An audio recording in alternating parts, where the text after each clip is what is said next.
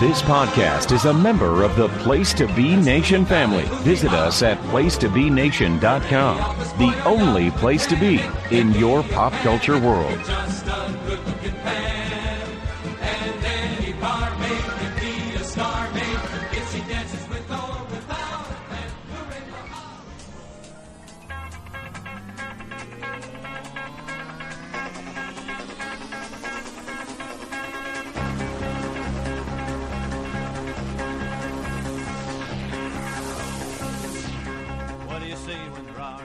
Place to Be Nation Pop Experience. Welcome to today's edition of the movie review of the day. I am Andy Atherton, starting us off on a Monday with another fun theme week. This week, we're all about classic comedies. Now, how are we going to define classic comedies? Anything before 1990 for us. We may do some older comedies, but we're mostly focusing on stuff from the 70s and 80s this week. If I we'll pull back the curtain slightly on kind of previewing what we have coming for you.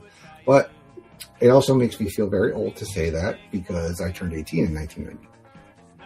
But I am going back, and it's a movie I have not watched in a little bit, but I love it so much. I've seen it so many times, and I did not understand a lot of the jokes, I guess, when I was a little kid because there were a lot of entendres, inappropriate. It's not streaming anywhere. I think because of rights issues, possibly.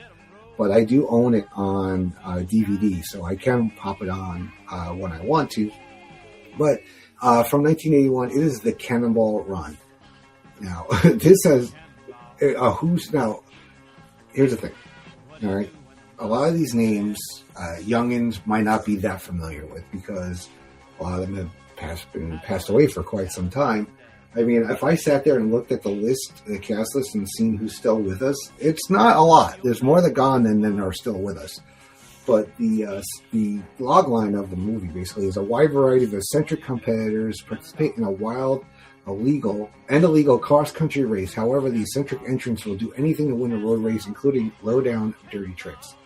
Now, the amount of stars in this is not something, I don't know if we would see this today. Like, I would love to see something like this today. But I'm going to read down the cast list here for most of them, and there are probably people I'm going to miss.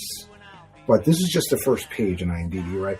Burt Reynolds, Roger Moore, Farrah Fawcett, Dom DeLuise, Dean Martin, Sammy Davis Jr., Jack Elam, Adrian Barbeau, Terry Bradshaw, Jackie Chan, Burt Convy, Jamie Farr, Peter Fonda, George Firth, Bianca Jagger, Jimmy the Greek Snyder. I mean, that's a real niche name here. So this movie, I remember, I don't think I saw it in the theater because that would have been some bad parenting on my father's part. Because my mother probably would not have taken me to see this. But I remember my father cracking up at this movie. I mean, it's just a movie with a lot of stars, a lot of jokes. It looked like they had a hell of a time making it. I mean, it is so funny. And actually, the movie was originally planned to be an action movie starring Steve McQueen, but after Steve McQueen dies in November of 1980, 5 months after filming was completed, the lead went to Burt Reynolds, and the movie became a comedy. So that's something I did not know, actually. Let's see, there's not a lot of trivia here. Let's see. This was Jackie Chan's one of his first U.S. movie appearances. Inspired by director Hal Needham's notion of including bloopers in the closing credits, Jackie Chan became a tradition of doing the same in most of his movies from this point forward. There's an ambulance in the movie that is the actual ambulance that director Hal Needham and screwdriver Brock Yates souped up and raced in a real Cannonball Run. It had been modified with a Landy-built 400 cubic inch wedge engine and made it go up to 145 miles an hour. They didn't win the race. The transmission blew in Palm Springs, but Hal Needham kept it in storage for several years until the time came to make the film. After the movie, he gave it to a church charity, which raised a good deal of money auctioning it off. So Burt Reynolds became the highest paid actor in cinema history up to that point for this movie, making $5 million for 4 weeks' worth. It comes out to almost $20 million in 2005 dollars, adjusted for inflation. And the movie was based on a series of real races started by Brock Yates of Car and Driver magazine. The final race was in 1979. And yeah, we had that other bits of trivia. There's a lot more. Wow, I am not going to read all that trivia. We're just going to kind of talk about the movie and the plot lines and some of the some of my favorite parts of this movie. So, this is a movie, if you just want to laugh for 2 hours, pop it on. If you can get your hands on it, because, I'm sure, like, FYE will sell it, and I don't know if it's on Amazon, but it's definitely not streaming, because I have checked several times, because it's just the easier way to pop things on. I'd have to find the DVD anyway. So the movie, it has a great song, which you should have heard by now at in the top of the show. But it starts with a black 1979 Lamborghini Countach squealing to a halt near the side of a desert highway. A lovely blonde woman jumps out of the car, runs to a nearby 55-mile-an-hour sign, crosses out with spray paint, jumps back in the car, and takes off, chased by state police in a 1980 Pontiac Firebird. The Lamborghini toys with the police for several miles, eventually hiding until the Firebird passes. The police radio headquarters say they're still in pursuit. Dispatcher tells them soon they'll be crossing to the Arizona state line and should break off. The Lamborghini catches up and runs at a speed behind the Firebird before a brief time, and then passes, leaving the police well behind. Yeah, there are so many great characters, and we start to get the introductions to. It's like, for me, like growing up as a kid, and this cartoon was a little bit earlier for me, but it was playing on. I did watch it as a kid. Was Wacky Races, which could also have been part of the inspiration for this, because that had a lot of interesting characters on it. Maybe if I ever bring the cartoon pod back, we could talk about it. So lovers of high-speed driving across the country are making plans to participate in a nationwide cross-country race called the Cannonball Run. Races meet a starting point in New England and race to Los Angeles. The goal is to make it the distance in the shortest amount of time. Exceeding the speed limit is encouraged. However, being stopped by police will increase a racer's time. At a betting parlor, a man named Fenderbaum, that is Sammy Davis Jr., talks to his bookie, which is Jimmy the Greek Snyder, and placing a bet for himself and his partner, former race driver Jamie Blake, which is Dean Martin, that will pay $1 million. The two plan to race in a Ferrari 308 GT disguised as priest, in the belief that the police will be lenient if they're stopped. The Greek takes the bet, and Fenderbaum rebuffs the bookie, scoffing by saying God will be their co-pilot. Meanwhile, famed race car driver J.J. McClure, which is Burt Reynolds, meets his mechanic partner Victor Prinzi, Dom DeLuise, one of the funniest human beings, I think, ever, about their plans to race in Cannonball. When Victor arrives late at JJ's garage, the two discuss Victor's superhero alter ego, Captain Chaos. Dun, dun, dun! You have to watch the movie to get that. Whom JJ has an intense disliking for. JJ and Victor want to race in a vehicle that will disguise their identity as high-speed drivers, yet still be somewhat gimmicky. When JJ gets them into a boating accident, they are taken to the hospital in an ambulance. They talk to one of the paramedics, which is a cameo by the movie's director, Hal Needham, who tells them that they'll be at the hospital in no time flat because the ambulance can speed through traffic with little regard for traffic rules. JJ and Victor laugh with that laugh. That gets me every time. My grandmother actually used to laugh like that, realizing they found the perfect vehicle for the race. Then we go to a Japanese talk show with two Japanese men show off the car they'll be racing, a 1980 Subaru DL that's been outfitted with computer technology and a rocket engine. And another desert area, that's Jackie Chan and Michael Hugh, I think is the other actor.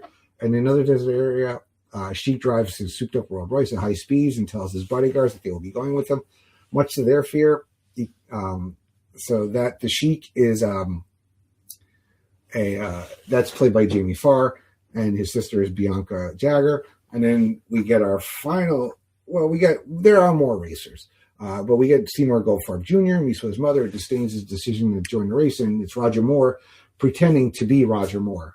So, and it's a very funny gimmick because he thinks and also each racer has their own kind of like music. So every time we go to a scene with them, you hear their music, so you kind of know. So the remainder of the racers gather at a hotel in rural Connecticut. They never say what town in Connecticut. In the second one, it's Darien, that they do the opposite in Cannonball Run 2, where they go from California to Connecticut. So we get the Fenderbaum and Blake are dressed in priests, and JJ and Victor are dressed as paramedics. Also at the hotel is Mr. Foyt, a staunch advocate he's like basically the villain of the movie, who discovers that most of the guests staying at the hotel are part of the race. Desiring to stop them any way he can, he contacts the leader of an activist organization, gets them to begin setting up roadblocks down the racing line. He also befriends a young woman, Pamela, that's played by Farrah Fawcett, who's a tree lover. In the hotel bar, JJ meets Pamela and begins to come on to her in the hopes that he can use her as a live patient during their run. JJ and Victor also need a doctor ride with them. Victor ends up finding a man named Nicholas Van Helsing, a creepy drunken proctologist, to say he will do the run with him for a mere $200. That's Jack Elam. He steals the movie. I mean, he just looks so creepy, and his delivery is so funny. I mean, it's very, it's very understated. Like just the little things that come out of his mouth. And Jack Elam is a wonderful actor, by the way. But this was my introduction to him. So I always saw him as Nicholas Van Helsing for the rest of his life whenever I see him in something. So then they have to obtain everybody has to obtain a time card. And it punch at the hotel, and they speed off into the night. Nearby, Mr. Foyt and Pam are taking down license plates to report to police. JJ and Victor make their way and come across Foyt and Pamela, who have gotten themselves into an accident. Pamela is allowed in the ops ambulance, but Foyt, hanging onto the back door, is thrown to the pavement. Pamela realizes they have kidnapped her while speeding through New Jersey. They are stopped by state troopers, have to bluff their way out of the citation. They claim the patient in the back of the ambulance has to be taken to the UCLA Medical Center. Much to the troopers' confusion, Van Helsing corroborates their story, saying she cannot be flown because of cystic lungs. The ruse works, and the trooper let them go. I mean, they basically pretend to be gay also. So, and it's a very, of the time, it's, those kind of jokes are not cool in any time. And but the way they do it, I mean, if you watch the outtakes later on, how they got through that how they got one take that they weren't cracking up is beyond me.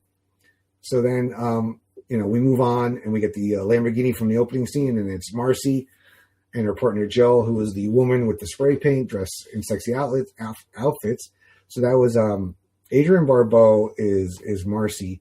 The actress who played Jill is, as I call it up here, is Tara Buckman. So who is absolutely gorgeous. I mean, her beautiful eyes.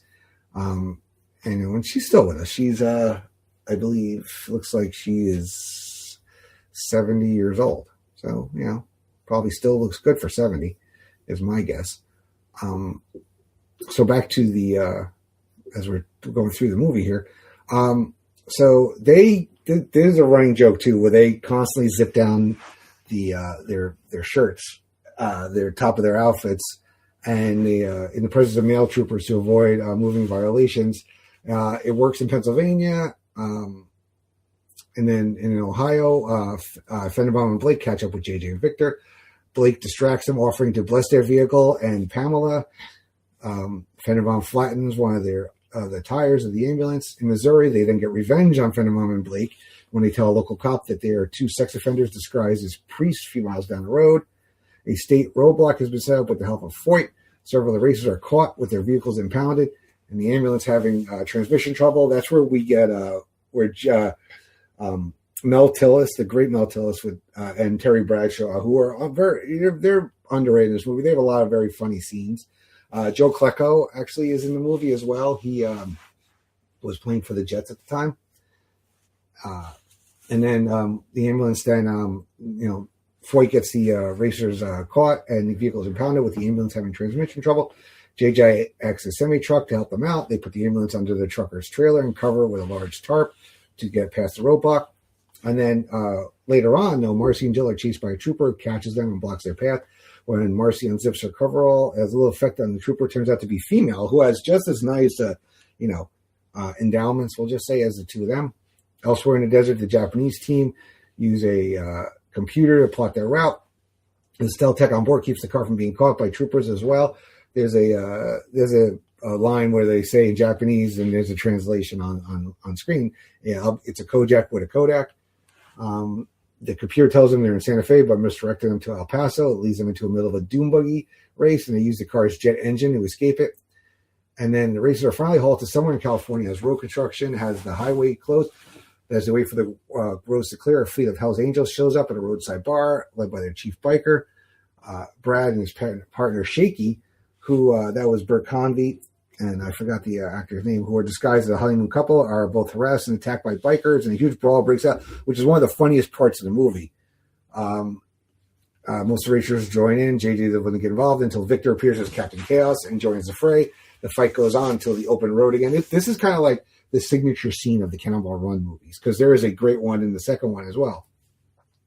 So then JJ and Victor's team are certain to lose until Victor once again becomes Captain Chaos and speeds past everyone. Near the finish line, Mad Dog and Bateman crash their pickup truck, who are other characters who I didn't mention. They are kind of wild, and they do there's a scene where they fly over a truck, to cross over a railroad crossing. Then a foot race ends up ensuing. JJ hands the ticket off to Captain Chaos while tackling most of the remaining racers in a huge pile. Chaos is way out in front, only to be chased by Marcy, and is about to punch the winning clock at the pier in the end. When a woman screams that her baby is drowning, Chaos abandons the race and dives into a nearby harbor to save it. Turns out to be a dog. Marcy then punches the clock, winning the race, and JJ, furious with Victor, unleashes his rage, tells him that Captain Chaos will never reappear, but Victor has decided to take on a new superhero persona, Captain USA. Foyt, along with some of the impounded racers, are in a taxi, arrive at the scene, and scold everyone for their behavior. Goldfarb offers him a cigar and tells him to use a lighter in his Aston Martin. Knowing that the lighter will activate the ejector seat, Foyt is in there waiting. Everyone waits eagerly. The trick does not work. And when Goldfarb tries it, he is launched into the water. With the race over, everyone celebrates with champagne. So it's a fun movie, and they're being ridiculous. I mean, you're getting paid to be silly and be in this race and be this crazy character. I mean, it is such a good movie. Please, if you've never seen it, seek it out and just understand. Similar to when I talked about Revenge of the Nerds, and we're going to talk about a lot of movies like this, where at the time, jokes and certain things were, accepted. Let's just say, never saying it was right or correct, but it was acceptable to say certain things, to behave a certain way in movies, things like that. You don't really see that today, but for me, it's a movie that I just grew up laughing at, and I didn't think anything of it, and I will still continue to watch the movie, but just look at it with the lens that this was a 1981 movie. But it is a great comedy. It just stinks that it's not streaming anymore. All right. So that brings me into today's edition of the movie review of the day. We got 4 more fun movies to talk about this week. I will be back with another one of my favorite movies from around this time period. And hope you guys have a great week. We'll talk to you later.